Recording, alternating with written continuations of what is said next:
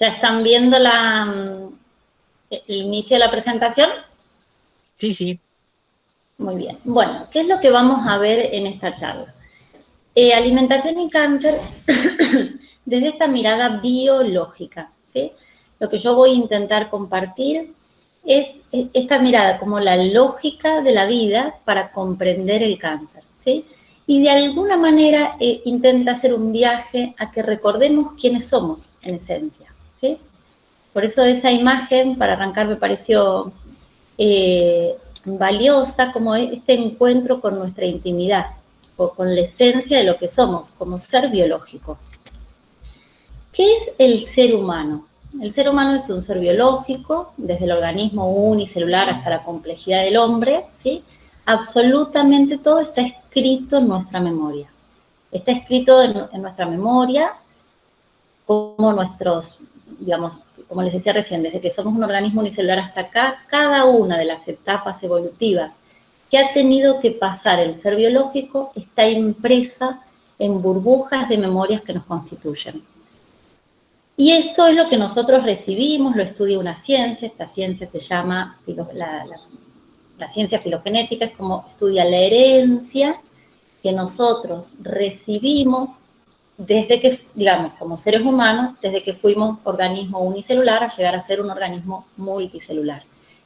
Absolutamente todos los códigos biológicos que han necesitado desarrollar el ser biológico para adaptarse al medio, asegurar la preservación de la especie, conservar la vida y evolucionar, absolutamente todo, eso es la herencia filogenética y la recibimos los seres humanos. Ahora vamos a ver en qué momento lo recibimos.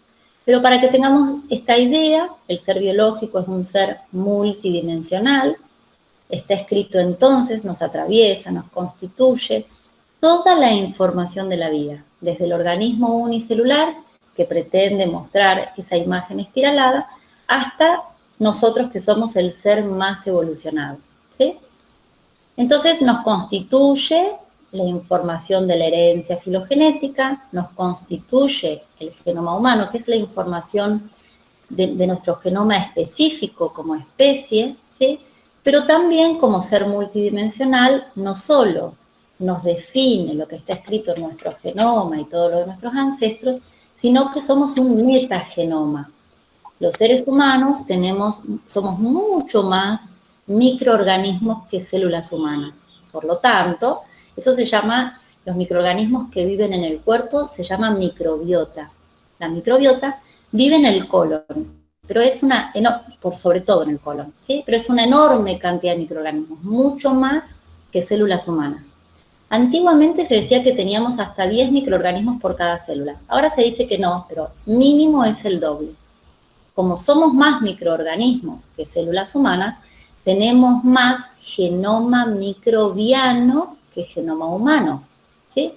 Entonces nos constituye este ser biológico que somos, toda la información escrita de nuestros ancestros, de cómo fue evolucionando la especie, todo lo que está escrito en nuestro genoma humano y todo lo que está escrito en nuestro metagenoma, que está definido por la diversidad de la microbiota que tenemos, ¿sí?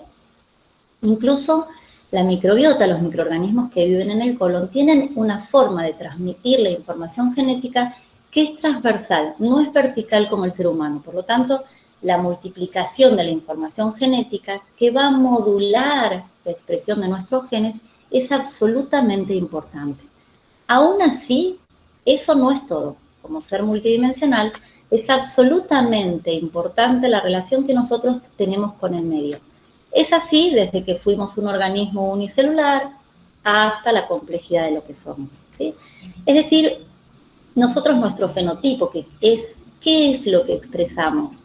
Si estamos sanos, si estamos enfermos, si tenemos mayor predisposición, habilidades, competencias, todo, absolutamente todo, si bien está escrito en nuestros genes, en nuestro genoma humano, lo que va a hacer que esa información se active o no, o se silencia o se exprese, tiene que ver con la relación con el medio. Es decir, que el ser biológico, que es lo que somos, es multidimensional y no solo eso, sino que la expresión de nuestro fenotipo, el fenotipo son todos nuestros rasgos morfológicos, como todas nuestras características y todo nuestro riesgo de desarrollar enfermedades, nuestras posibilidades de estar, digamos, todo, tiene que ver no solo con eso, sino con cómo nos relacionamos con el medio ambiente.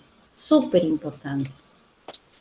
¿Cuándo recibimos toda esa información? Así como está la filogénesis, que es una ciencia, hay otra ciencia que se llama ontogénesis, que estudia cómo nosotros recibimos ese tratado de información desde que fuimos un organismo unicelular. Ocurre desde la fecundación hasta la vida adulta, pero el momento más importante donde recibimos esa información es durante la gestación, ¿sí?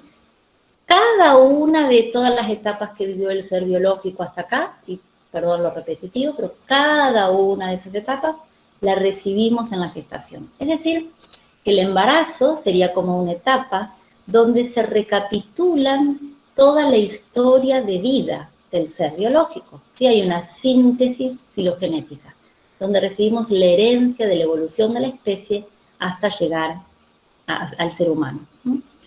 En la ontogénesis pasan un montón de, es absolutamente complejo, todos los organismos multicelulares comenzamos de la misma manera, siendo una célula, después hubo una división celular, y después hubo una diferenciación celular. Yo esto acá no lo puse porque parecía que se escapaba, pero sí todos comenzamos como replicando este proceso biológico, ¿sí? Y en el final de este proceso donde se definen, se constituyen capas embrionarias. De esas capas embrionarias se van a generar los distintos cerebros, que es donde hoy nos vamos a enfocar. De cada una de esas capas embrionarias se van a producir sistemas y órganos, y por supuesto ese cerebro va a ser el que controle el funcionamiento de esos órganos y sistemas, ¿sí? Esto entonces en la ontogénesis embrionaria es esa posibilidad, ese momento específico en el cual recibimos la herencia filogenética, la evolución de toda la especie hasta llegar a lo que somos.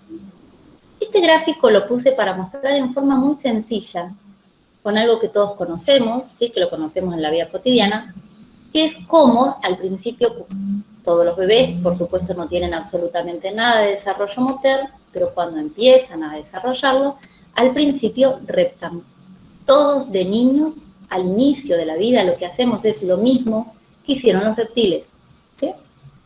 Luego, a medida que fuimos evolucionando y desarrollando el sistema motor, empezamos a andar en cuadrupedia, y muy de a poquito levantamos la cola, logramos enderezar la columna, levantamos los miembros superiores, hasta que finalmente llegamos a la bipedestación, ¿sí? Esto que ocurre en esta imagen es lo que ha ocurrido en la historia de la vida. Pero nosotros en la charla lo que vamos a hacer es ver la ontogenia, cómo se fue complejizando nuestro sistema nervioso. Y todos o muchos habrán escuchado que tenemos 3 cerebros, ¿sí? Heredamos los 3 cerebros, primero ese cerebro reptiliano, luego un cerebro mamífero, que es el que se llama emocional o límbico, y finalmente el cerebro humano, que es nuestro cerebro racional. No solo heredamos los 3 cerebros, sino que heredamos los programas fisiológicos, ¿sí? Cuando se termina en el proceso de ontogénesis, se termina digamos, comenzamos con una célula llamada módula, hace todo un proceso de división celular y hay una etapa al final llamada gastrulación, donde se producen las capas embrionarias y la organogénesis, ¿sí? En ese momento, de acuerdo a la capa embrionaria, se generan órganos y se van a recibir o a heredar todos los programas fisiológicos que permiten conservar la vida. Son programas de alguna manera ordinarios, ¿sí? Pero también recibimos un montón de programas que son extraordinarios. Aquellos programas que cuando en las distintas etapas de la vida se presentaron como un conflicto o una amenaza y necesitamos adaptarnos al medio para sobrevivir, son programas de emergencia, ¿sí? También los recibimos para mantenernos a salvo cuando estas instancias se repitan en nuestra vida actual. Entonces tenemos 3 cerebros, el cerebro reptil, que es el más antiguo, es terreno del instinto, tiene un código biológico, y lo más importante a destacar de acá es que es inconsciente, ¿sí? Forma parte de nuestro inconsciente biológico. Y después tenemos 2, que es nuestro cerebro emocional o límbico y nuestra neocorteza, ¿sí? Estos dos cerebros de alguna manera tienen que ver con el código cultural. Es consciente, como funcionan, digamos, en estado de conciencia, funciona nuestra corteza pensante, y en estado subconsciente funciona nuestro cerebro emocional. Y ahora, igual todo esto lo vamos a ir viendo. ¿Cuál es el problema de esto? Estos tres cerebros donde nos vamos a enfocar, y que en realidad después lo vamos a llevar a ver el abordaje del cáncer, ¿sí? Es que nosotros vivimos desde nuestro cerebro racional como máximo 10%. Más normal es que sea un 5%. Es decir, que en estado de análisis, comprensión, discernimiento, claridad, libre albedrío, etcétera, estamos solo 5% de nuestra vida. Y el 90-95% vivimos desde nuestros cerebros más antiguos, ¿sí? Nuestro cerebro límbico, que funciona en forma subconsciente, y nuestro cerebro reptil, que funciona en forma inconsciente. Acá está guardada esos programas biológicos de otras vidas. Para representar más esto, entonces nuestra mente consciente es el 5%, y acá tiene que ver con, esto podríamos hacerlo mucho más amplio, ¿no? Pero, no, dejémoslo ahí. Entonces la mente consciente nos dota de la creatividad, la voluntad, la lógica, el razonamiento, el análisis, ¿sí? En forma de imágenes, porque vieron que tenemos dos hemisferios, entonces uno trabaja, es más sensitivo, intuitivo, divergente y holístico, y el otro es más lineal, práctico, lógico, analítico, lineal, ¿sí? Convergente, etc. Todo eso es nada más que el 5%. 95% vivimos en base a los recuerdos, sentimientos, emociones, conductas y hábitos, o de nuestra mente inconsciente, representada en el inconsciente biológico, que es nuestra memoria, condicionada como seres biológicos, ¿sí? Esto es súper importante. 95% de nuestra vida vivimos condicionados por lo que programamos en esta vida, ¿sí? Que tiene que ver con la mente subconsciente, y vivimos condicionados por la memoria de nuestros ancestros, ¿sí? Del ser biológico. En esto de cuánto usamos cada uno, si nosotros hace más de 500 millones de años tenemos un cerebro reptiliano, y hace más de 200 millones de años un cerebro emocional, y muy poquitos, 100.000 años que tenemos un cerebro racional, muchas veces solemos decir, leer, pensarnos a nosotros mismos como seres emocionales que pensamos, ¿sí? Pero yo tengo para contarles que esto es con mucha suerte, porque vivimos por instinto. Varias veces sentimos y solo algunas pensamos. Entonces vamos a ver cómo funciona en el cáncer, de acuerdo a cómo estamos programados, no el cerebro reptil que no piensa. Este cerebro no piensa, no siente, solo actúa. ¿Cómo actúa? En base a los programas o a las burbujas de memoria de la evolución de la especie.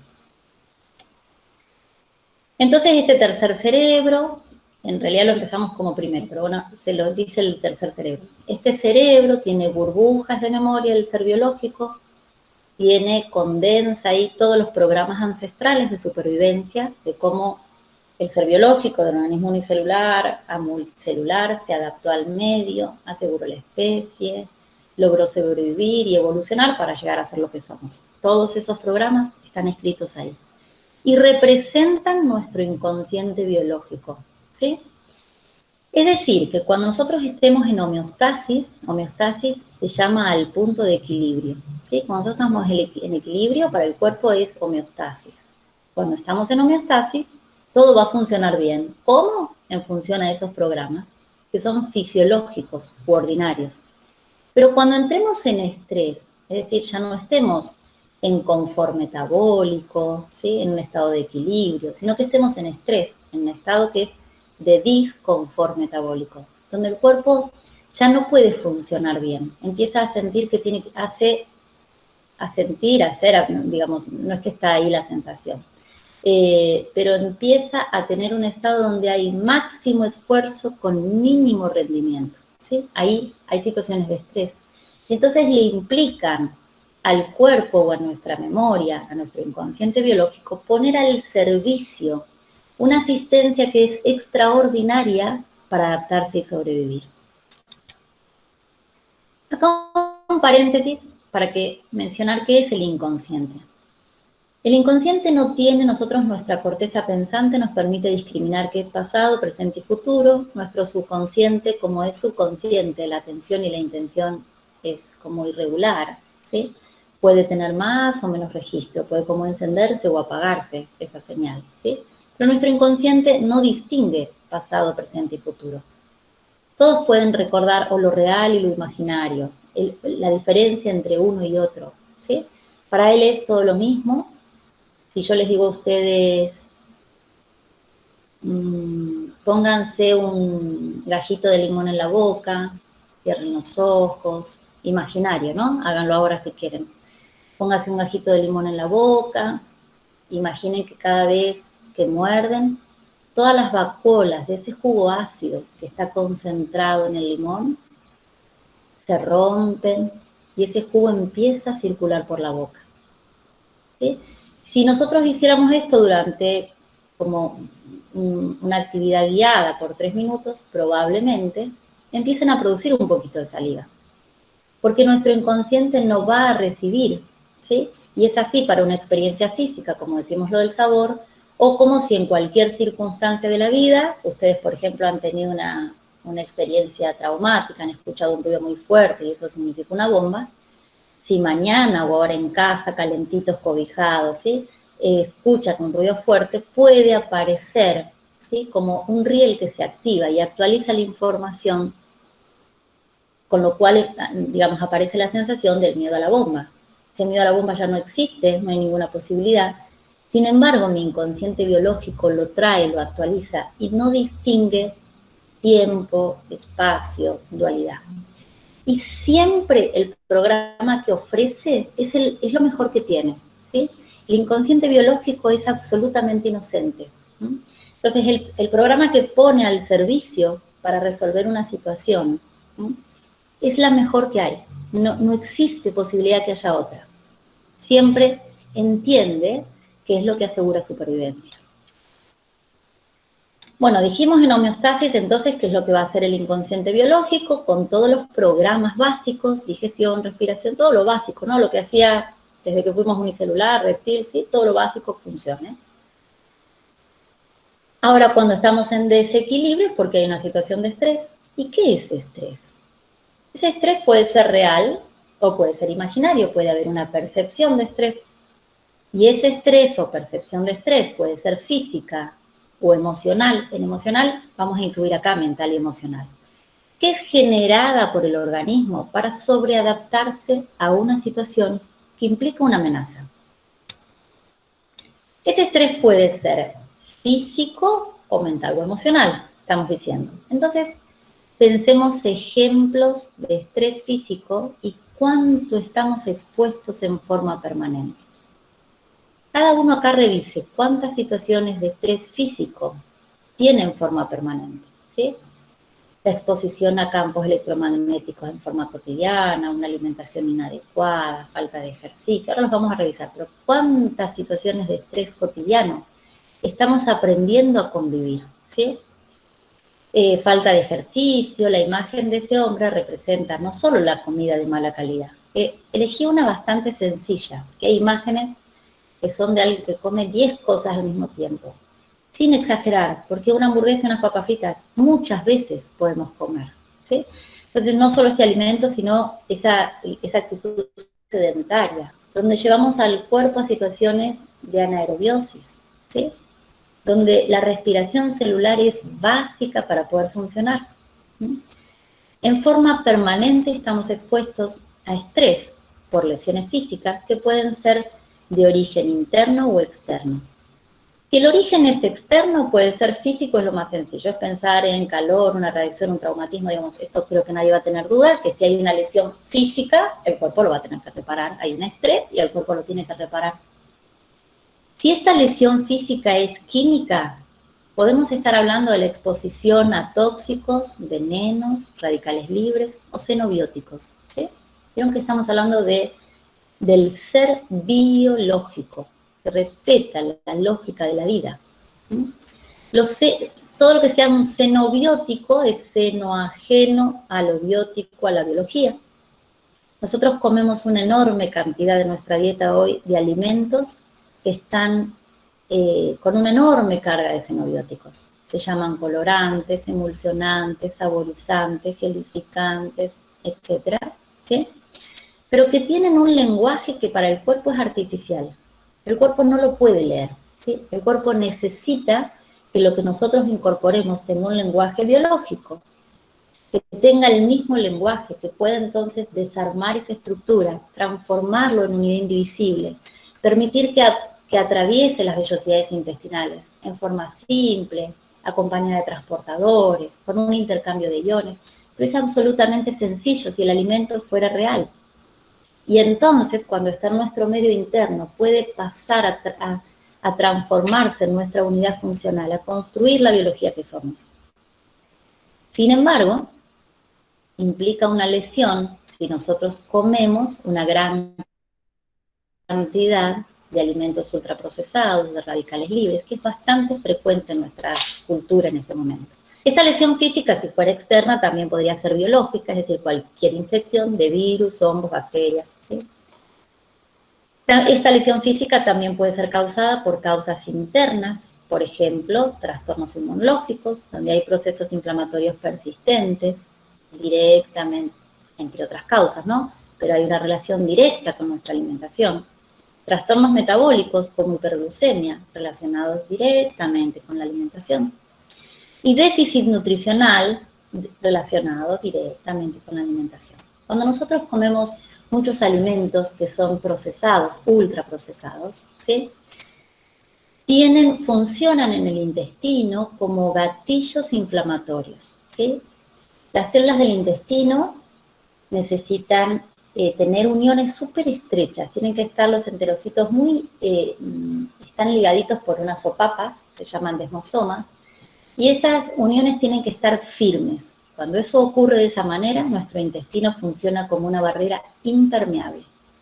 No hay nada, si es nuestro primer sistema de defensa, saben que la inmunidad 70-80% está en nuestro intestino.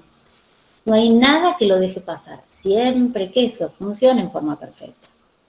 Si nosotros comemos alimentos con harinas refinadas, azúcares refinados, gran cantidad de xenobióticos, colorantes, etcétera, ¿sí? Como funcionan como gatillos inflamatorios, van a ir a aflojar esas uniones que tienen que estar así, van a aflojarse así. Y entonces, vieron que el sistema digestivo es el único sistema del cuerpo que es externo. Yo me puedo tragar una bolita y eliminarla por el ano. Cuando pasa al medio interno, recién ahí, decimos, digamos, cuando atraviesa la pared intestinal, decimos que ingresa a nuestro medio interno. Ahora, si hay un proceso inflamatorio en nuestro intestino y hay un aumento en la permeabilidad intestinal, todo pasa a la linfa o la sangre de acuerdo a su naturaleza. Pero eso va a llegar al hígado, que es el órgano que se ocupa de metabolizar todo lo que ingresa. Ahora, si lo que ingresa no terminó de desdoblarse de macromolécula una indivisible, o bien es de una naturaleza que es desconocida, tiene un lenguaje que es artificial y no biológico, va a estar activando en forma permanente nuestro sistema inmune. Saben que nuestro sistema inmune tiene la función de identificar qué es propio y qué es ajeno. Entonces, cuando entra algo ajeno, activa un montón de procesos que lo que hacen es encapsular a eso ajeno, aumentar la temperatura para que no pueda proliferar, porque los organismos unicelulares, como nosotros, necesitan condiciones para vivir. Entonces necesitan una temperatura específica, condiciones de anaerobiosis, etc. Entonces lo envuelven, aumentan el calor y aseguran que de esa manera eso no prolifere. Eso nos asegura la vida. Pero si todo el tiempo la permeabilidad de mi intestino está alterada, y todo el tiempo pasan a mi medio interno sustancias que son, vamos a ponerle tóxicas, ¿sí? O xenobióticas. Y mi sistema inmunológico se tiene que defender todo el día. A la larga, eso colapsa el sistema inmune. El sistema inmune puede incluso comenzar a confundirse qué es propio y qué es ajeno, ¿sí? Es súper importante porque genera trastornos inmunológicos. Estar gatillando con estímulos inflamatorios de manera permanente a través de la dieta. Ahora también nuestra dieta con altas cantidades de harinas y azúcares refinados produce un caudal de azúcar, vamos a decir, independientemente de la naturaleza, muy elevada. Y la hiperglucemia es absolutamente nociva para cuando el cuerpo tenga que reparar esa lesión física. ¿Sí? Por otro lado, desgraciadamente, estos alimentos que son alimentos pero no tienen nutrientes, son carentes de nutrientes, producen déficit nutricional. Y cuando hay una lesión, el cuerpo necesita de un montón de condiciones prósperas, pero entre ellas, ¿sí?, es súper importante que haya nutrientes. Es muy importante que haya proteínas para poder hacer reparación tisular, pero que haya vitaminas y minerales que van a hacer las funciones de señalización, de cofactores, de ligandos, ¿sí?, de transporte. Y si no están, los procesos no se completan, porque el cuerpo no lo puede generar.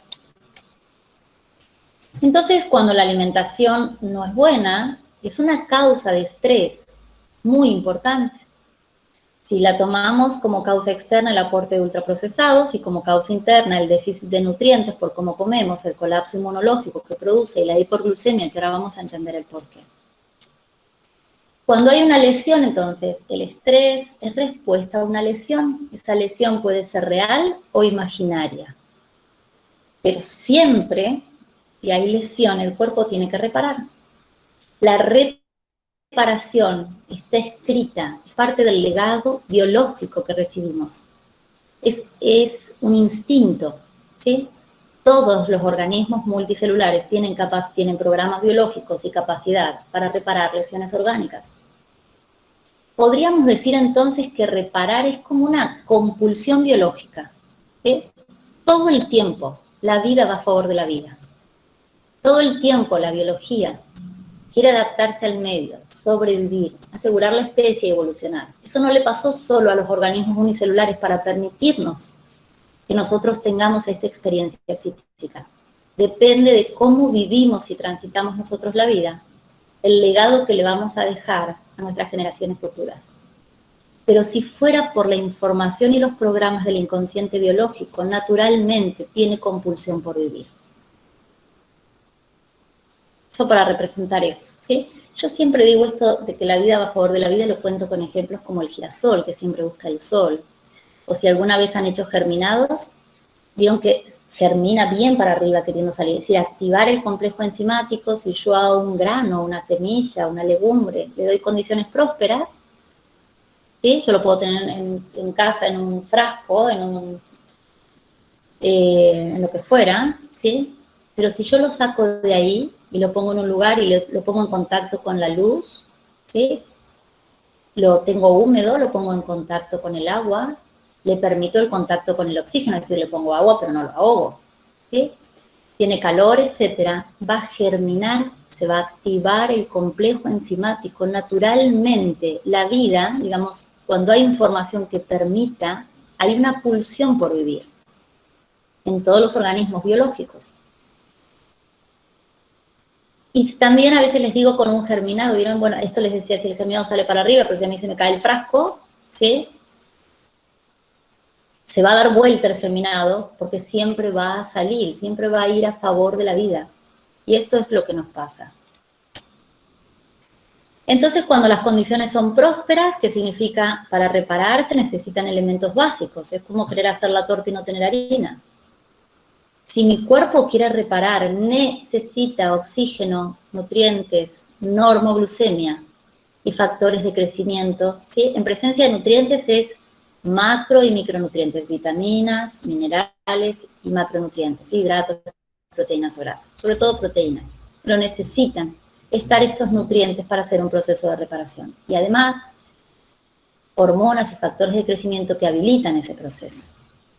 Y si eso ocurre, si hay una lesión y están las condiciones prósperas, el cuerpo repara.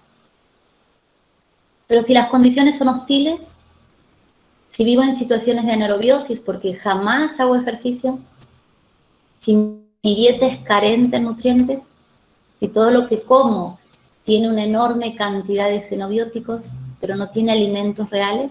Julia decía los otros días, estos alimentos les compartió lo más cerca de la tierra, ¿sí?, y lo más lejos de la fábrica. ¿Sí? Hay que comer alimentos reales. es súper importante. Y la hiperglucemia, porque el proceso de reparación necesita unidades de ATP, ¿sí? Que son las unidades de energía, la energía que produce la mitocondria, se llama así, bueno, eso no importa, perdón. Pero las unidades de energía que necesita la mitocondria para hacer cualquier función biológica, en este caso lo que quiere hacer es la reparación, necesita energía, ¿sí? Y entonces, cuando no hay oxígeno para activar determinadas vías metabólicas, la hiperglucemia va a hacer que se activen otras y va a implicar un riesgo. Es decir, que si las condiciones son hostiles, por reflejo de supervivencia, por instinto biológico, la célula va a mutar su comportamiento, va a haber una conversión metabólica, va a dejar de respirar porque no lo puede hacer, no hay oxígeno. Y va a hacer la reparación, la proliferación celular para reparar el tejido dañado a partir de un proceso de fermentación. Eso en el momento resuelve la lesión aguda. Pero la proliferación del tejido normal cambió en su estructura o en su función. Y a esa proliferación de tejido anormal es lo que llamamos cáncer. ¿Cómo revertimos eso? El cuerpo lo único que pide es oxígeno, nutrientes de buena calidad y normoglucemia. Es decir, que mi cerebro reptil, que lo que va a querer hacer de forma permanente es reparar una lesión real o imaginaria, ¿sí? Necesita condiciones biológicas para poder hacerlo. Es nuestro compromiso tener una dieta baja en azúcares. Y cuando digo azúcares, me refiero a azúcares simples, azúcares de mala calidad. Y que sí aumentemos los que se llaman hidratos de carbono complejos, que están en cereales, en legumbres, en verduras, ¿sí? Estos cereales tienen mucha información que el cuerpo requiere. Esos son los que hay que comer. Y cuando hablamos de cereales, intentemos no pensar solo en trigo. La rueda de los cereales es enorme. Hay que comer trigo si lo hacemos en forma integral, ¿sí? Porque la naturaleza, para todos los alimentos, tiene un diseño que es perfecto. No es necesario que la industria lo refine, lo desnaturalice. Tiene una matriz intrínseca que es perfecta. Entonces, no compren gluten, que es la fracción proteica del trigo, no compren el germen de trigo, que es la fracción lipídica del trigo, no compren el salvado, que es la fibra, ¿sí? Compren trigo integral.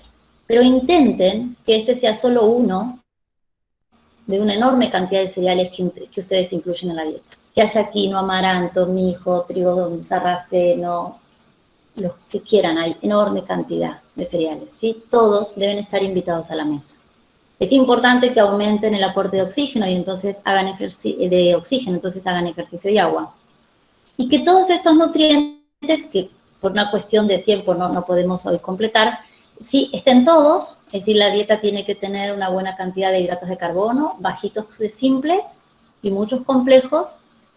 Los complejos son cereales y legumbres, son como de reserva, tienen mucha cantidad de esos hidratos de carbono, y hay otros hidratos de carbono que se llaman estructurales, forman parte de las paredes celulares y están en las verduras, súper importantes, tienen que estar todos los días. Las proteínas tienen que estar todos los días, pueden ser del origen que a ustedes les guste, de origen animal o vegetal, pero ojo, que si son de origen vegetal, son incompletas, tienen bajo valor biológico porque no tienen en ese alimento todos los aminoácidos que el cuerpo requiere, y entonces implica una práctica, un ejercicio diario de complementar los aminoácidos que no tiene uno de origen vegetal, lo tiene el otro, lo pongo los dos en el día y ya está, pero tiene que estar. Y las grasas, es importante que estén todas las grasas, se llaman omega 3, omega 6 y omega 9, es importante que estén, ¿sí? Súper importantes. Los omega, chiquitito, no me quiero ir con esto, pero una cosa importante porque en los procesos inflamatorios, que cuando hay una lesión orgánica es importante que estén en equilibrio, ¿sí? Se llaman omega 6, omega 3 y omega 9. El omega 6 es muy sencillo de incorporar, se encuentra en el aceite, sobre todos los aceites tienen grasas saturadas, monoinsaturadas y poliinsaturadas, pero siempre cuando decimos que tiene una es que es esa la que predomina, ¿sí? Entonces, el aceite de girasol lo que más tiene es del omega 6, ¿sí? Ese tiene que estar, en general no hay carencias, y al contrario, como resultado de la alimentación que tenemos, está en mucha desventaja con los omega 3. Sin embargo, tiene que haber un equilibrio entre ellas, ¿sí? No es azaroso. Lo ideal sería que haya de omega 6, omega 3, 2 a 1, y entonces todos los días tenemos que comer el omega 3. Yo digo, siempre es como la figurita difícil. Están las semillas de chía, de lino o en el pescado, pero lo debemos comer todos los días, y esto todos los días no lo hacemos. Entonces tenemos que hacer una mezcla de aceites en casa, y esa mezcla de aceite la llevamos a la mesa y nos aseguramos que todos los días eso está, ¿sí? Ahí entonces completa es todos los nutrientes, cantidades suficientes, ¿sí? Con una distribución que sea armónica y adecuada, porque por supuesto van a contemplar cuál es el cuadro digestivo, el proceso de salud, de enfermedad, dónde viven, etc. Ahí terminamos entonces cuál es la función de nuestro cerebro reptil, que no piensa, no siente, solo actúa en función de programas, ¿sí? De burbujas de memoria, de cuando fuimos un servidor, cuando fuimos no, seguimos siendo, digamos, de toda nuestra herencia filogenética, y cuáles son las condiciones que necesita para poder reparar. Ahora vamos a ver un poco el cerebro racional y el cerebro emocional, que son absolutamente importantes en todo proceso del cuerpo. El cerebro racional es el encargado de pensar. Acuérdense que está 5, máximo 10%. Lo vamos a llamar neocorteza pensante, y es el cerebro más evolucionado. Es tan evolucionado que nos permite captar toda la información que está en forma de partículas de información en el campo cuántico, ¿sí? Nosotros, los 5 sentidos, cuando nosotros nacemos en un estado de conciencia puro, como una hoja en blanco, y es la experiencia la que nos condiciona, ¿sí? No es lo mismo si un niño nace en una casa donde es bienvenido, en una familia que se ama, con hermanos para jugar, o con amigos para jugar, pero digamos, donde está habilitado el juego en forma permanente. Si nace en la calle y tiene que todos los días luchar por vivir, por su alimento, por condiciones cómodas, o si nace con todo lo que mencionamos en el primero resuelto, pero tiene una enfermedad oncológica de muy chiquito, o si, bueno, ¿sí? No importa, todos los ejemplos que a cada uno se le ocurran. Siempre nacemos como una hoja en blanco, y es la experiencia la que nos condiciona, la que programa nuestra mente, que está nace en estado vacío o puro, y la condiciona. Este proceso lo hace la neocorteza pensante, ¿sí?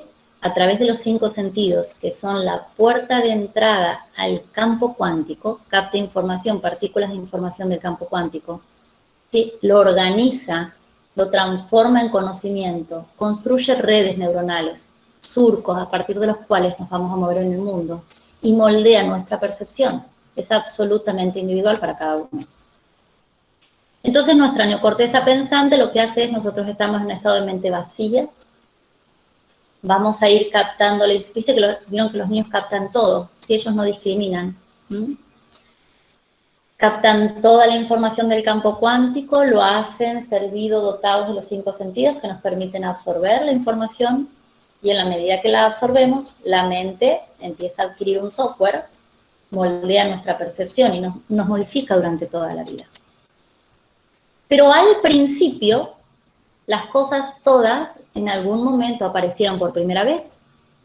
Por primera vez, yo un día vi el rojo y fue símbolo de, para uno será tomate, le significó nutrición, para otros fue sangre y le significó herida y dolor, para otros fue sangre y le significó violencia, para otros fue amor, ¿sí? Siempre los estímulos, cuando estamos en ese estado de conciencia pura, la información y el estímulo aparece por primera vez, va a producir una respuesta. Pero al principio es en ese 5% que nosotros estamos conscientes, nuestra atención está enfocada, es decir, hay atención y hay intención. Eso me permite a mí tener libre albedrío, libertad en la respuesta. ¿Cómo codifico ese estímulo? Que es diferente para cada uno. Así la información del campo cuántico se agita y conecta en partículas y van a ir dejando como huellas o impresiones. Pero al principio siempre un estímulo, una respuesta. Ese primer encuentro entre un sujeto y otro sujeto, un sujeto y un objeto, como primera experiencia, es sagrado. El tema es, si ocurre solo una vez, no va a implicar un peligro, en el caso que fuera negativo, ¿sí? Pero si eso se repite y se repite y se repite, ¿sí? La primera vez implica un primer colapso. ¡Ay, hay un entendimiento! Me dieron una virome. ¡Ah, esto virome! ¿Sí? Hay una conexión neuronal. Ese estímulo produjo esa respuesta, precipitó esa información y quedan esas partículas agitándose en el espacio. Pero si eso se repite, me muestran la lapicera y una vez lapicera, 2, 3, 4, 5, ya veo la lapicera y no tengo que pensar qué era esto, cómo se llamaba, le pregunto a mi mamá, ¿cómo es? ¿Sí? La intención y la atención empieza a ser inestable, porque ha aumentado la densidad, la masa crítica de partículas de información que producen siempre la misma respuesta. ¿Sí? Cuando una experiencia se repite, empieza a quedar impreso en nuestra memoria y empiezan a brotar, como se llaman colapsos cuánticos secundarios, pero brotan, emergen, ¿sí? En forma inconsciente. Y eso, muy repetido en el tiempo, precipita, colapsa, se materializa. Ya no son huellas o impresiones, son redes que moldean nuestra percepción. Y ahora todos van a tomar un minuto para escribir en un papel qué es cáncer para ustedes.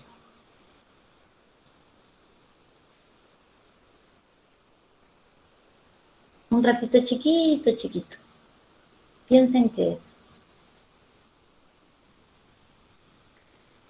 Tengan ustedes, hayan tenido, tengan un familiar cercano, les inquiete el tema, pero ¿qué es cáncer para ustedes?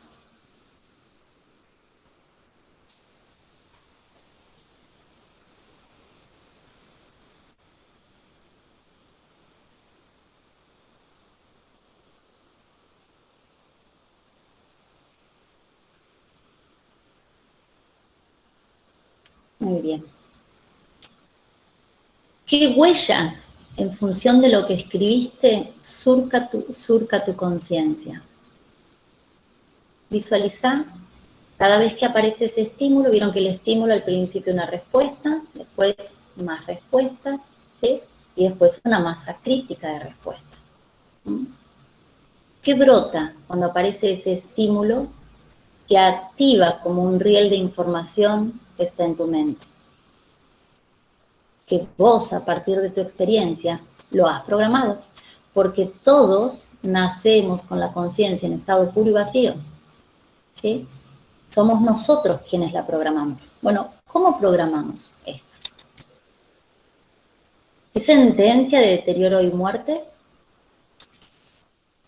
¿O sentís que cáncer es una respuesta coherente y organizada para compensar una situación de estrés? Es un instinto primitivo de supervivencia. Es un programa que heredamos de nuestro inconsciente biológico con pleno sentido de asistencia para recuperar el equilibrio perdido. ¿Se acuerdan que el inconsciente biológico no reconoce real de imaginario? Y si para mí la corteza pensante lo que hace es, me permite comprender el mundo en términos intelectuales. Y si para mí cáncer es muerte, y mi inconsciente no reconoce real de imaginario, yo lo percibo esto como muerte, sentencia, dolor, soledad, deterioro, abandono, sufrimiento, etc. ¿Sí? No es que va a percibir, va a actuar, porque es lo que hace el inconsciente biológico, actuar, porque entiende que hay una amenaza que atenta a la vida, estamos en peligro, necesita reparar. ¿Sí? Es pulsión por vivir. Y le sigue porque el cerebro racional y el cerebro límbico trabajan a la par. El cerebro límbico o emocional es el que siente todo lo que nosotros comprendemos del mundo en términos intelectuales. El cerebro emocional se ocupa de traducirlo a un lenguaje químico para que el cuerpo lo entienda. Para que lo que entendimos intelectualmente se experiencia para el cuerpo. ¿sí? Ellos trabajan juntos. Es decir, que transforma el conocimiento en experiencia. Para sintetizar, repuse activa sistemas de placer y recompensa, o de estrés y castigo para producir una respuesta. Pero todo estímulo, ese estímulo que dijimos al principio, y lo que comprendimos intelectualmente, lo va a transformar en una química, neuropéptidos, neurotransmisores, que van a traducir el impulso eléctrico. Vieron que el pensamiento es un impulso eléctrico, nuestras neuronas emiten electricidad en forma permanente, es un impulso eléctrico. Ese impulso eléctrico lo va a transformar en químico, ¿sí? Y cuando ese circuito de pensar y sentir se repite y se repite y se repite y se repite en un momento, ¿sí? El cuerpo lo aprende tan claro que ya no necesita de la atención, ya no necesita estar consciente en ese lugar.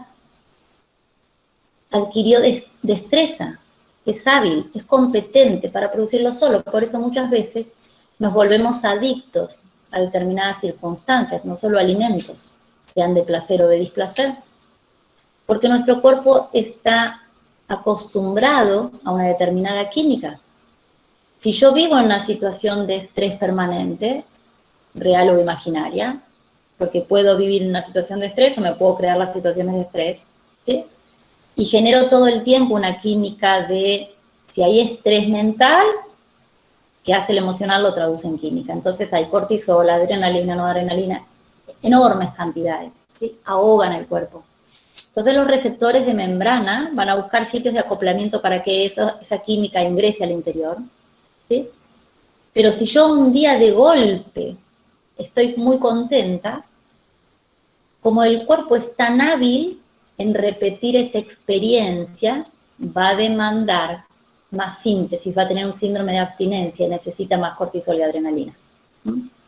Eso empieza a funcionar en forma subconsciente, es decir, no requiere la conciencia. Forma parte de nuestro banco de memoria condicionado. Es en ese momento cuando la intención y la atención desaparecen y se vuelve mecánico o inconsciente.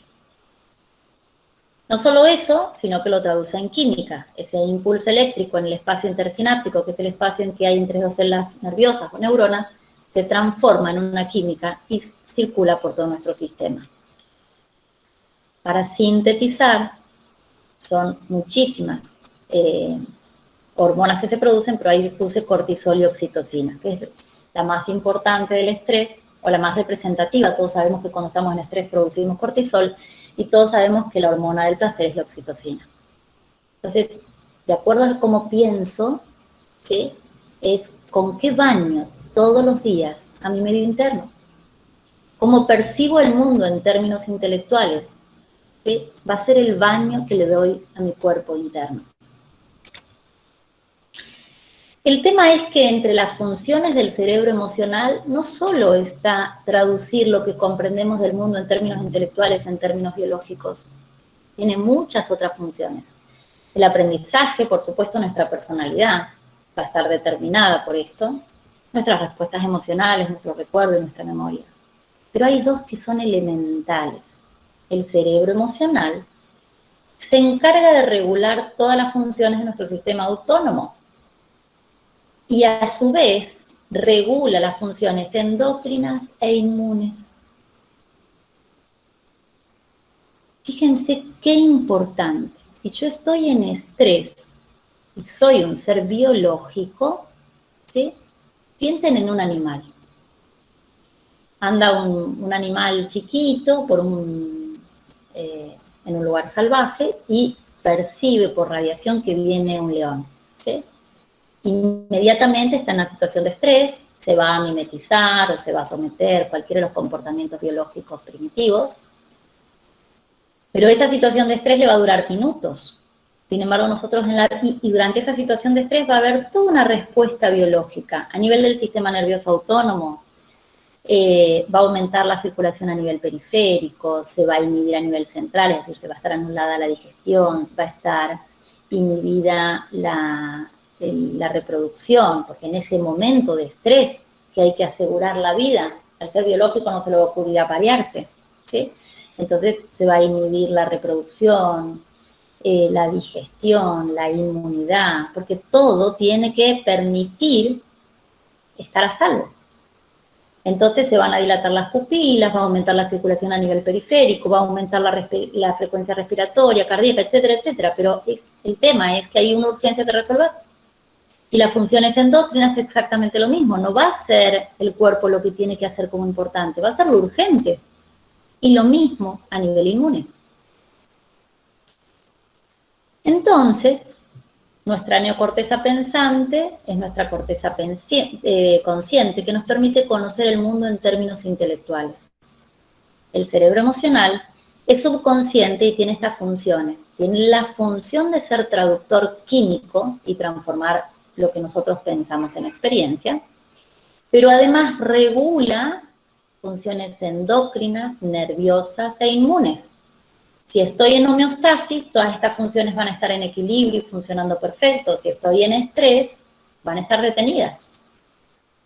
Y si yo tengo que transitar esta experiencia, esta respuesta biológica que llamamos cáncer, ¿sí? Tengo que lograr que todo eso funcione perfecto, no que esté anulado. Y por último, mi cerebro primitivo, que es entre subconsciente e inconsciente, repite lo aprendido por el cuerpo y por los ancestros. Dijimos al principio, hasta ahí describimos entonces, qué es lo que hace el cerebro racional y el cerebro emocional. Habíamos hablado del cerebro reptiliano y sí mencionamos qué pasaba cuando había un estrés físico por una lesión interna o externa. Ahora vamos a utilizar esa información que dijimos para comprender qué pasa si hay un estrés mental o emocional. Cuando estamos en estrés, ¿sí?, se anula la corteza pensante, porque hay que resolver la urgencia, hay que salir del peligro. Es decir, que esa posibilidad de discriminar, discernir, activar nuestra mente analítica, que es el puente entre la mente, nuestra mente, hay una mente inferior, una mente superior, y el libre albedrío sería como el intelecto, la mente analítica, ¿sí? Se anula, entonces perdemos esa posibilidad de elegir, pero además se activa la memoria del cerebro emocional, que depende de nuestro banco de memoria, ¿no?, y de recuerdos subconscientes, y ahí está todo lo que, cómo entendí yo en términos intelectuales el mundo, en este caso el cáncer, ¿cómo lo entendí? Lo entendí como ventana de oportunidad, como respuesta biológica coherente, como un programa de asistencia para sobrevivir, como una pulsión del cuerpo por vivir, como una respuesta instintiva y desesperada por restablecer el orden, ¿sí?, o todo lo contrario. Eso que yo repetí forma parte de mi banco de memoria, ¿sí? Y entonces activa esa memoria, pero esa memoria va a producir una química. ¿Qué química produce mi cuerpo en función de mi banco de memoria? ¿De placer o de estrés? De placer ayuda a la homeostasis, de estrés anula la inmunidad. Y frente a un estrés mental o emocional, la función que va a tener el cerebro reptil es una respuesta bien animal. Acuérdense que el cerebro reptil no piensa y no siente. Y entonces va a atacar, huir, camuflarse o someterse, que es lo que hace un animal. ¿Sí? Yo les puse ahí imágenes representativas. O ataca, o huye, o se mimetiza. Fíjense esa lechuga, qué bonita que encontré. O se somete. ¿Sí?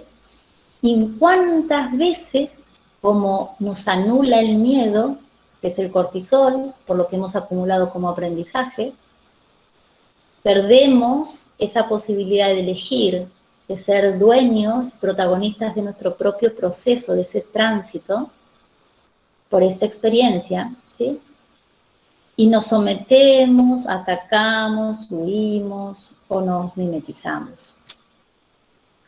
Entonces vuélvanse a preguntar, en función de lo que cada uno escribió, ¿sí?, si el estímulo que yo puse es bueno o malo, si cáncer lo tengo asociado con enfermedad, malestar, deterioro, envejecimiento, soledad, cansancio, etc. Lo que está generando en mi cerebro emocional es estrés, miedo, enojo y otras, con esa química. Y el cerebro reptil va a estar anulando mi corteza pensante, activando con rieles de memoria a lo que está guardado por mi experiencia, y va a hacer que me comporte con esa respuesta animal. Siempre si la percepción que tenemos es negativa, va a activar rieles de información negativa y la experiencia del cuerpo va a ser una amenaza. Pero a esa amenaza va a haber una respuesta adaptógena, ¿sí? Porque no solo termina ahí con lo que interpretó, sino que va a activar el sistema nervioso inmune endocrino. Es decir, que va a estimular nuestro sistema simpático, que es ese sistema nervioso autónomo que regula el cerebro emocional, se divide en simpático y parasimpático, ¿sí? El parasimpático es el que nos mantiene relajados, cuando todo está en orden y funciona, y el simpático, piénsenlo como que es simpático y nos tiene a salvo cuando hay situaciones de riesgo. Entonces, activa el ritmo respiratorio, el estado de alerta, la circulación periférica, etc. Pero por otro lado, va a inhibir nuestra respuesta inmune. En esa situación de estrés, el cuerpo va a dejar de sintetizar factor de crecimiento y va a aumentar los procesos inflamatorios, va a aumentar entonces la lesión, ¿sí? Va a implicar procesos de reparación, y para que haya procesos de reparación es necesario toda la maquinaria que nosotros le debemos dar al cuerpo: normoglucemia, aporte de oxígeno, aporte de nutrientes, etc. ¿Cómo entonces tratar el estrés mental y emocional? ¿Sí? Todo lo que vimos al principio, nos quedamos con cómo tratar el estrés físico, lo que hablamos de la alimentación: completa, suficiente, armónica y adecuada. Espero que todos hayan podido registrar eso. Con baja en azúcares simples, alta en azúcares complejos, equilibrio de las grasas, proteínas de buena calidad, ¿sí? Ejercicio para que le permitan al cuerpo hacer los procesos en presencia de oxígeno, porque la reparación lo requiere, buen aporte de agua, etc. Condiciones prósperas. Ahora, ¿es suficiente solo mantener sin estrés físico al cuerpo? No, también lo tengo que tener libre de estrés mental y emocional, porque el estrés mental y emocional va a producir una respuesta química, y entonces va eso a optimizar el proceso o no. ¿Y cómo corrernos del estrés mental y emocional si en mi programa, en mis burbujas de memoria, cáncer está solamente asociado con aspectos negativos? Es necesario corrernos de nuestra autoidentidad. Es necesario recordar que nacimos en ese estado de conciencia puro o vacío, ¿sí? Que lo que nosotros acumulamos como archivos de memoria no son la realidad, sino tienen que ver con nuestra experiencia, y que nosotros podemos reprogramar o resignificar. Es decir, que hay que correrse de nuestro yo biográfico o de nuestra conciencia condicionada por la experiencia, es decir, vaciarnos, ¿sí? ¿Y cómo nos vaciamos? El consejo primero, y lo más fácil, es: empiecen a hacer mucho de lo que les gusta. ¿Vieron que hay cosas que uno las hace que te olvidás del mundo?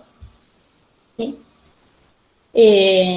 Hay para algunos que es pintar, y cuando pintan no hay conciencia de la dimensión tiempo-espacio. Hay para otros es correr, para otros es, no sé, hacer jardinería, escuchar música, lo que fuera. Hay que hacer mucho de lo que te permite olvidarte de quién sos, ¿sí? Otra muy importante es hacer servicio. Es volver a ese estado donde perdemos la identificación de separatividad o de dualidad con el otro. Cualquiera que esté transitando cáncer o cualquiera que tenga un familiar con cáncer, sugiera que cuanto antes intente comenzar alguna actividad de servicio, la que sea, ¿sí? Si no puede salir de la casa porque está en contexto de pandemia, que busque un vecino, y si tiene hijos, lo ayude con las tareas virtuales, lo que sea, que hagan servicio. Lo otro es empezar a bailar, jugar y reírte. Esta no es tan sencilla, ¿sí? Es difícil que alguien, al principio, ¿no? Estamos condicionados por nuestro pasado, entonces sostener una actividad de bailar, reírte y jugar es un desafío, ¿sí? No vamos a decir difícil, porque el lenguaje expresa la información que habita en nuestra mente. Cuando yo algo digo que es difícil, es difícil, ¿sí? Lo transformo en realidad. Entonces vamos a pensar es desafiante. También hay que hacer mucho de lo que más les gusta, aunque no sea que les hace olvidarse de quién son. Como en primer lugar lo que nos permite olvidar, porque hay que vaciar. Pero si no logran identificar eso, hagan mucho de lo que les gusta. Hay gente que le gusta limpiar la casa, hay gente que le gusta coser, hay gente que le gusta lo que les gusta. ¿Sí? Y después entrenen sus ondas cerebrales.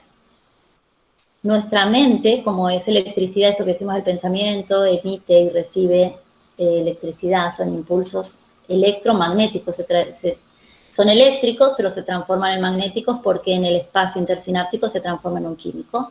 Y como siempre va a producir el mismo químico, por magnetismo, lo que estaba en la imagen del estímulo y después muchas respuestas, entonces tenemos que bajar el estado, la funcionalidad de nuestras ondas cerebrales. Y eso, formas sencillas, es a través de la respiración o pranayama o meditación o dhyana. Esto, cualquier lugar que conozcan el lugar donde residen, busquen alguna profesora de yoga o por ahí tienen alguien que los pueda guiar en una práctica de respiración y meditación y la hacen todos los días. Al principio, puede que cueste un poquito, pero sosténganlo. 10 minutos de una respiración y o meditación por día, ¿sí? Es transformador. Así que eso inténtenlo. Y por otro, enfóquense en su mente analítica. La mente analítica es la que nos permite reprogramar o resignificar, ¿sí? Es decir, que este estímulo no sea más esta respuesta. Empiecen a escribir, tengan un cuaderno de trabajo personal, ¿sí? Y empiecen a escribir qué es lo que empiecen a construir, dónde empiezan a encontrar claridad, ¿sí? Ahora, cambiar el futuro implica vaciarse del pasado, porque 95% de nuestra vida vivimos basados en el pasado, o por instinto animal, o por los recuerdos, la memoria condicionada de nuestro pasado. Entonces, si yo vivo mi presente en función a mi pasado condicionado, mi futuro es predecible. No tengo ninguna posibilidad de generar un cambio si estoy viviendo del pasado. Entonces tengo que usar mi mente analítica para reprogramar, resignificar lo que quiero construir en mi vida. Muchas, muchas gracias.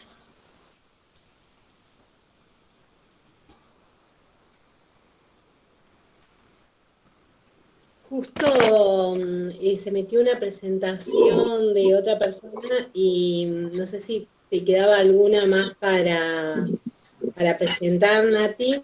¿Esta vieron?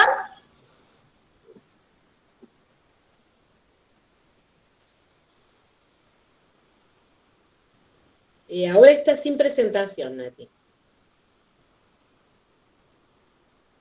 Volver a mostrarte, me dice. Tu pantalla sí, a ver, qué raro. Porque entró una presentación, alguien apretó.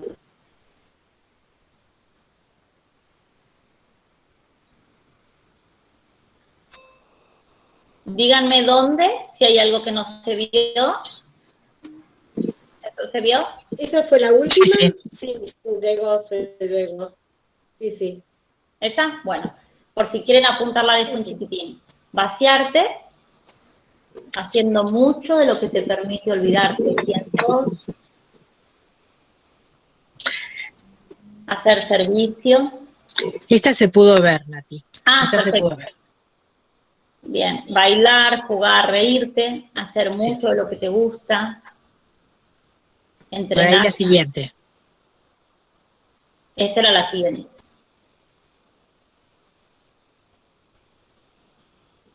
Entrenar. Yo lo dejo un segundín por si quieren apuntar. Entrenar tus ondas cerebrales y enfocarte en tu mente analítica.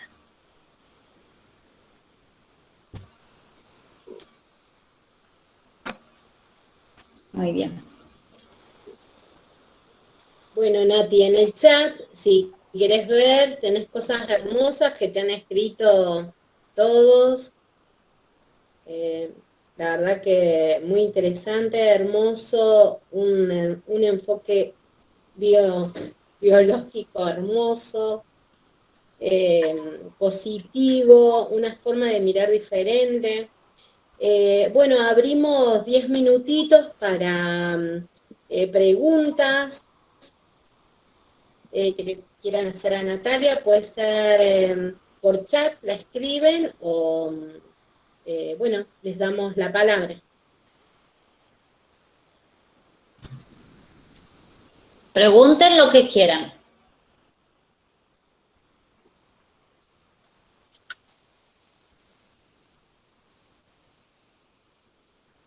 La verdad que fue una charla excelente, Nati. Felicitaciones. Y Gracias. me uno realmente a todos los comentarios que están surgiendo ahora en el chat, que son uno más lindo que otro. Estuviste Gracias a excelente. todos. Gracias a todos.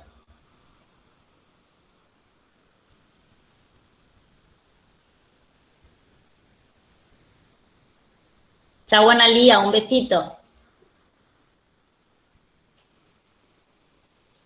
Bueno, hagamos un aplauso generalizado, un abrazo.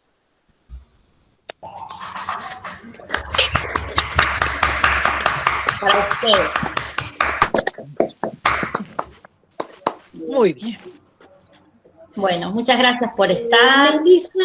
Melissa pregunta, ¿todo tratamiento oncológico debería incluir el aspecto nutricional? No sé si es una afirmación o una pregunta, ¿no? Debe, lo vamos a hacer como afirmación, debe incluir, es decir, hay desde lo biológico, desde lo más primitivo, ¿sí? La respuesta digamos, es absolutamente normal cuando hay una lesión, y quédense con esto, la alimentación tiene un impacto determinante en esa lesión. Nosotros tenemos una alimentación cargada de xenobióticos, que lo que hace es aumentar la permeabilidad intestinal, hace que pasen macromoléculas, no logran desdoblarse, más todos los aditivos alimentarios que tiene la alimentación actual, y eso genera un colapso en nuestro sistema inmunológico, todo el tiempo se tiene que estar defendiendo, ¿sí? Empieza a perder identidad, qué es propio y qué es ajeno. ¿Sí? Eso hace que el hígado colapse, etc. Pero además de eso, ¿sí? Hay una gran cantidad de alimentos que van a aumentar la lesión, pero están sustituidos los alimentos reales por una gran carga de harinas y azúcares, ¿sí? Eso implica una hiperglucemia. Cuando en el proceso de reparación es determinante esa conversión metabólica, como el cuerpo está en condiciones de anaerobiosis, de déficit de nutrientes, ¿sí? Y no hay normoglucemia, no puede hacer el proceso como con una respiración celular normal. Entonces, para abastecer de esa energía, tiene que cambiar la vía metabólica y hacerlo a través de un proceso de fermentación. ¿Sí?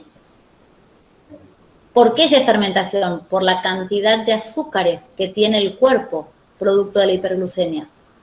Y si nosotros tenemos una alimentación que sea rica en nutrientes de verdad, con una glucemia normal, en de verdad todo, ¿no? Todos los que mencionamos, pero que tenga una buena cantidad de oxígeno, etcétera, etcétera, todo funciona normalmente, ¿sí? Y la alimentación, ¿qué hacía? Alteraba nuestra inmunidad porque funciona, digamos, activa los gatillos inflamatorios, produce glucemia, agota con la cantidad de colapso y radicales libres que estropean el circuito, ¿sí? También al no comer alimentos reales, los alimentos vivos, o reales vamos a decir, tienen un alto contenido en agua. Además de hidratarse, este tipo de alimentos no solo aportan nutrientes, también tienen un alto contenido en agua. Entonces hay un montón de formas de vehiculizar ese oxígeno, ¿sí? Que cuando la alimentación no tiene estas características, no ocurre. Y en definitiva, lo que nosotros llamamos cáncer, que es una respuesta biológica coherente y organizada para mantenernos a salvo, ¿sí? Es un programa de asistencia muy ancestral, que nos permitió sobrevivir en otro momento.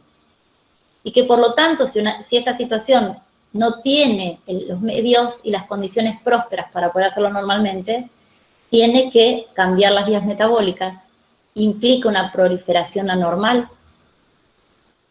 ¿sí? Y eso es lo que llamamos cáncer.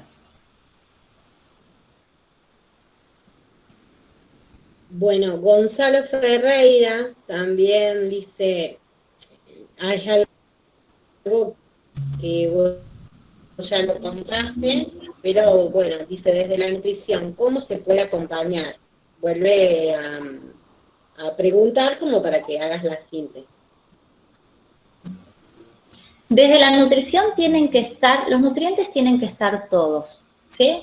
Hay que sacar lo más que se puede los ultraprocesados, todos los alimentos que no sean reales. ¿Qué es un alimento real?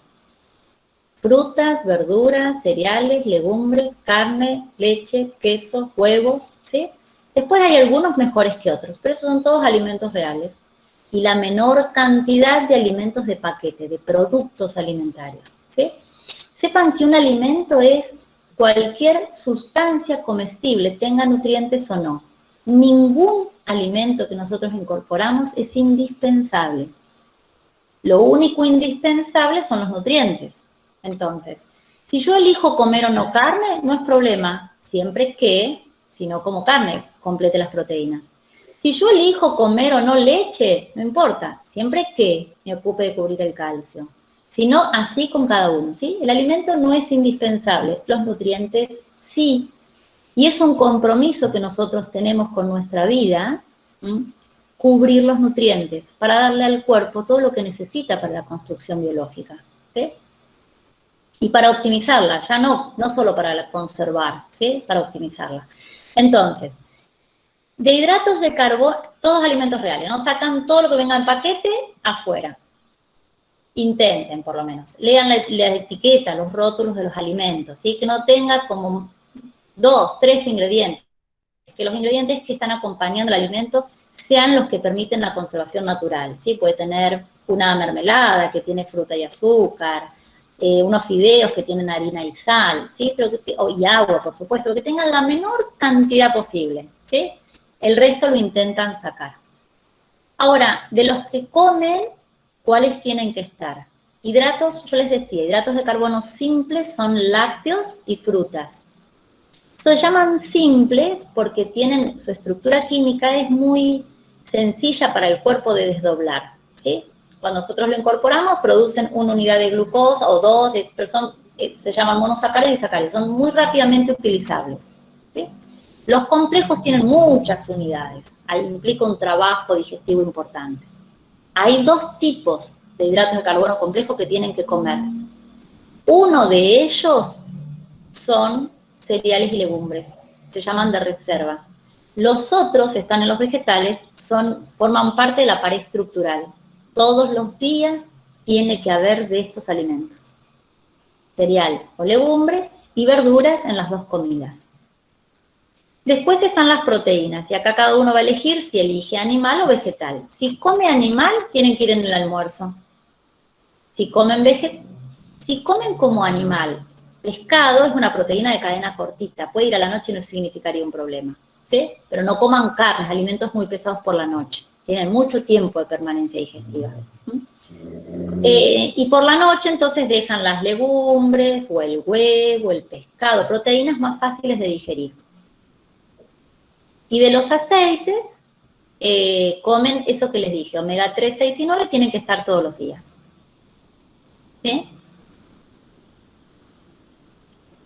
Hay 2 preguntas más, una de cúrcuma y hay una de una colega respecto a tu posición sobre el alcohol. Bien. Si alguien toma en el fin de semana, a ver cómo dice, me pareció leer fin de semana, sí. Si es en el fin de semana y es un vino de buena calidad, ¿sí? El vino incluso, yo hablé de macro y micronutrientes, pero también hay otros nutrientes que se llaman fitoquímicos, ¿sí? Dentro de los fitoquímicos hay un grupo que se llama polifenoles que tienen una función muy positiva para el cuerpo, ¿sí? Que nos protegen de los radicales libres, de estos que decimos que producen lesión o daño. Entonces, si una vez a la semana y el vino es de buena calidad, no lo tengo por qué sacar, ¿sí? En las cervezas, si son medidos, porque vieron que de vino uno se puede tomar una copa, pero difícilmente de cerveza se tome una copa. Entonces, en el caso de que elijan cerveza, intenten que sea casera. Ay, no me sale la palabra que quiero decir, no importa. Casera. Artesanal. Ahí me di cuenta quiénes toman cerveza, y moderado, ¿sí? Porque la cerveza no es como el vino que uno se toma una copa, ¿sí? De cerveza se puede tomar 2 o 3 copas tranquilamente, entonces ahí que sean medidos, pero no es necesario sacarlo. Además, otra cosa, estrés lo dividimos en físico, mental y emocional. Si para alguien fuera muy, muy importante el alcohol, esta copita de vino chiquita, y yo le digo, no podés más, ¿qué le estoy diciendo? Estrés, ¿sí? Si yo a alguien algo se lo prohíbo, probablemente le genere estrés, ¿sí? Es esa fuente de placer, de recompensa, de premio, sobre todo si está transitando una enfermedad, ¿sí? Entonces, no es necesario que lo saque, es necesario que lo conquiste o lo cultive con todo lo que sí puede, no que lo conecte con su debilidad, sino que lo conecte con su fortaleza. Y bueno, no importa, no te preocupes, el alcohol, el vino o la cerveza por ahora lo dejas, pero no te olvides de que verduras son todos los días almuerzo y cena, frutas tenés que comer 2 o 3 por día, en los cereales no hagas solo el trigo, a ver, vamos a ir probando y descubriendo, ¿sí?, cada uno de los cereales como una nueva oportunidad, no como una dieta, como un plan restrictivo porque está enferma, ¿sí?, como una nueva oportunidad para el cuerpo de reconstruirse positivamente. Y en última instancia, veré lo del vino, si también si es habilitante, si eso lo va a conectar con algo que es positivo, ¿sí? Todo hablando si es dentro de términos moderados. Si dice que toma 1 litro de cerveza todos los días, bueno, ahí sería distinto, ¿no? Pero no es lo normal que ocurra, menos con un paciente que tiene una conducta de autocuidado, que se acerca a una consulta, que quiera recuperarse de este tránsito por esta respuesta biológica, ¿sí? Intenten en esto de focalizarse en la mente analítica. Empiecen, aunque sea dejando de decir cáncer, para decir una respuesta lógica y coherente. Es una respuesta biológica que intenta mantenerme a salvo. Entonces, dejo de luchar contra el cáncer. Si el cáncer está a favor mío, está pulsando por vivir. ¿Sí? Qué mirada, ¿no? Qué mirada. Yo les pediría que muestren su papel que escribieron en el arranque cuando definieron cáncer y la mostraran ahora, ¿no? Y vieran si no es posible cambiar, ¿no? Esta forma de ver o la forma de sentir una palabra que atemoriza, que da miedo, que asusta, que uno la asocia con cosas negativas o no. Bueno, eso es como vos decías, la evolución de cada uno, ¿no? Y de dónde te parás a verlo, pero qué interesante, qué importante, qué llamado de atención, sí, Verónica, tal cual, qué llamado de atención, esta cuestión de una pulsión por vivir, ¿no? Que está todo a favor, ¿no? Bueno, una oportunidad, sí. Bueno, ¿alguna otra pregunta? La verdad, maravilloso, hermoso, Natalia, te agradecemos mucho desde el colegio que hayas ofrecido esta charla a la comunidad, porque la verdad que es una muy linda mirada a la comunidad profesional y a la comunidad en general, o sea, te agradecemos mucho. Verónica, quería Hay decir algo. una... Yo le hay mandé un otra beso a petición, Mailén. perdón. Yo le mandé un beso a Mailén. Porque por si no bueno, se entendió. Aquí hay otra pregunta, siguen las preguntas. ¿Cuál es, en su opinión, bueno, el tema de leche de vaca y cáncer? Para otra charla. No podemos atribuir, claro, lácteos sí es un tema, el grupo de alimentos más controversial, habilita por lo menos una charla.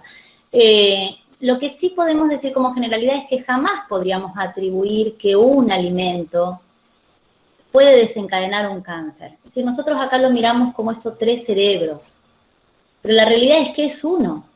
Es un único cerebro que tiene en su memoria guardada cada una de las etapas evolutivas, donde todo lo que sirvió, desde que fuimos unicelular a este momento, que somos multicelulares, no descartó nada de lo que ha servido. Entonces es solo uno, no hay un alimento que nos pueda enfermar, no hay un pensamiento que nos pueda enfermar, no hay... Es decir, en todo este maravilloso intrincado que nos constituye, donde podemos o no desarrollar un cáncer. Pero aún teniendo escrito en nuestros genes la posibilidad, la predisposición de que se desarrolle un cáncer, esto no se desarrolla, los genes se expresan únicamente en la interacción con el medio. En la interacción que hay en el medio tiene que ver todo esto, cuál fue mi experiencia, cómo moldeé mi software, esa conciencia puro vacía, cómo la moldeé, quedó como conciencia programada, ¿no? Más, bueno, todo lo que vimos, ¿sí? Pero no se lo podemos atribuir a un alimento. Ahora, en un paciente con cáncer, ¿dejo o saco la leche? Depende, ¿sí? Si está dispuesto a sacarla, es una oportunidad para sacarla, ¿sí? Los lácteos no son lo que eran. Originalmente eran un alimento eran los alimentos protectores, ¿sí? Incluso tenemos como todavía este legado, y la industria alimentaria sigue eligiendo los lácteos como vehículo para fortificar todo lo que falta como carencia, o lo que... En realidad mucho la industria alimentaria no tiene fines tan altruistas de trabajar en pos de asegurarnos salud y calidad de vida, sino en pos de asegurar un bienestar económico para los dueños. Pero bueno, todo lo que fortifican según lo que entienden que implica una demanda para el consumidor, el alimento estrella que eligen son siempre los lácteos, ¿sí? Ya no son el alimento protector que eran. Nosotros el calcio lo pudimos cubrir de otras maneras, con una evaluación del costo-beneficio diferente, ¿sí? Pero también va a depender de cuál es el tipo de cáncer y cuál es la adherencia que tenga esta persona a los lácteos en su vida, ¿sí? Porque quizás no los puede dejar, o quizás no tiene ingesta de alimentos, hay que ver a dónde está ubicado ese cáncer. Yo acá, para no seguir interiorizando, pero saben que hacer como una mirada general de los tres cerebros, dejamos ahí. Pero de acuerdo, esos tres cerebros se fueron desarrollando según las etapas evolutivas del ser biológico, ¿sí? Y de cada uno de esos cerebros, vieron que les mencioné que se genera una capa embrionaria, y cada una de esas capas embrionarias produce el proceso de organogénesis, regula el funcionamiento de sistemas y órganos. Por lo tanto, la ubicación donde está localizado el cáncer también tiene que ver con cuál es la percepción de conflicto, ¿sí? Así que es como complejo, pero de acuerdo a dónde está el cáncer, nosotros podemos poner más atención en si sacamos o no los lácteos, o si sacamos... Bien. Verónica quiere hacerte una pregunta. Nati, la gente, por ejemplo, que el cáncer, hablando mal y pronto, es como que te mata, entre comillas. ¿En qué varía, por ejemplo, el grado en el que uno se encuentra o cómo uno se da cuenta? No sé si me estoy explicando la pregunta. O sea, el avance del cáncer, digamos. Siempre, claro, lógicamente que es distinto en el momento que si alguien lo detectan en un estadio primario que si está avanzado, ¿sí? De todas maneras, siempre cuando, digamos, en el diagnóstico, lo que puede dar un médico o un sistema médico es el diagnóstico de un cáncer. Nunca puede dar el pronóstico de un cáncer. El pronóstico lo construye uno en función de un montón de variables, ¿sí? No sé si extendernos mucho, pero es decir, el pronóstico es propiedad de autor. Lo que puede dar el sistema médico es el diagnóstico, ¿sí? Lógicamente no es lo mismo revertir un cáncer cuando está en un estadio inicial que cuando está en un estadio avanzado, ¿sí? Pero ¿Qué pasa? ¿Cómo transitas vos ese proceso biológico? ¿Sí? Esa autoría del paciente. Eso es como vos decías recién, el tema de que si es una persona que es activa, que es una persona que se cuida, que va al médico, tiene cierta relación con eso, digamos. ¿No? No estoy entendiendo la pregunta. A ver, para no contestarte. Yo me retrago, perdón. El tema, por ahí tiene que ver, como vos me decías, el tema de los estadios del cáncer, más allá de que el médico te haga un diagnóstico. A mí lo que por ahí me llama la atención, no es que me llame la atención, me genera duda el tema del avance del cáncer, ¿no? O sea, yo para mí igualmente el tema del cáncer está relacionado a lo emocional, a lo que hablabas vos del estrés mental y emocional. Bien. Por ahí, amén de que como vos me decías, son los tres cerebros que eh, eh, actúan en conjunto. En realidad, como vos me decís que es una sola cosa. Bueno, está relacionado la alimentación con también lo emocional. Es que puede haber, que se entienda que esto yo lo expliqué por separado, pero que se entienda ver que es una unidad. El disparador de la lesión puede ser un estrés emocional, pero desde el momento que se desarrolla el cáncer es orgánico, es biológico, no es mental, no está en los cuerpos sutiles, sino que está en el cuerpo denso, en el cuerpo biológico.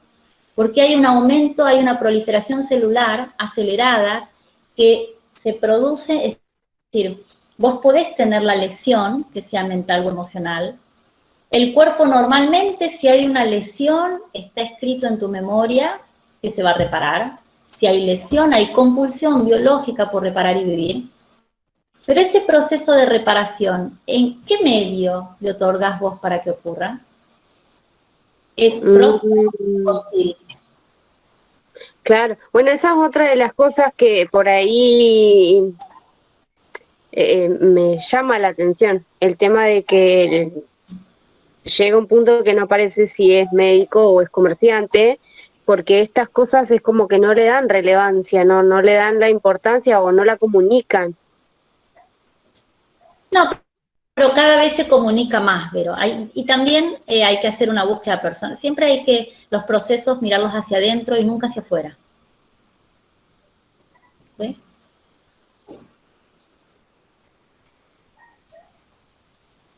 ¿Alguna otra pregunta? La clase, perdón, ¿queda grabada en algún lado donde yo la pueda volver a mirar? Nosotros vamos a dejar en el Face del colegio, Río Negrino de graduados en nutrición, o en el Instagram. ¿Está todavía Cintia? Cintia Campoy. A ver. Sí, Adri, estoy acá.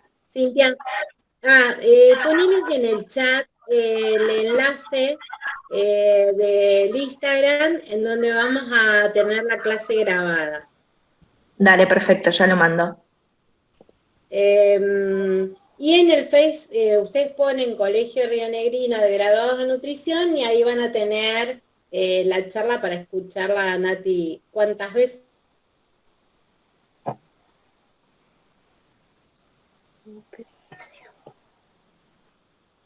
Muy bien. Bueno, yo si no hay preguntas les agradezco a todas por estar.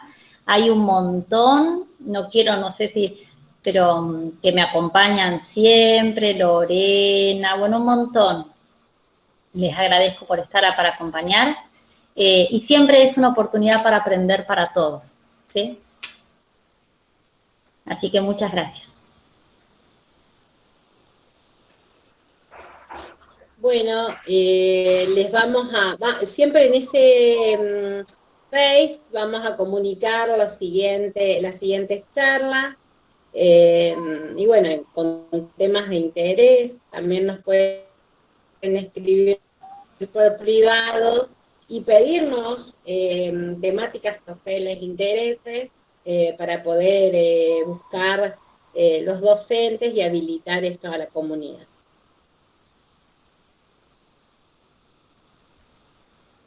Bueno, buenas noches, nos despedimos. Muchas gracias y un beso para todos.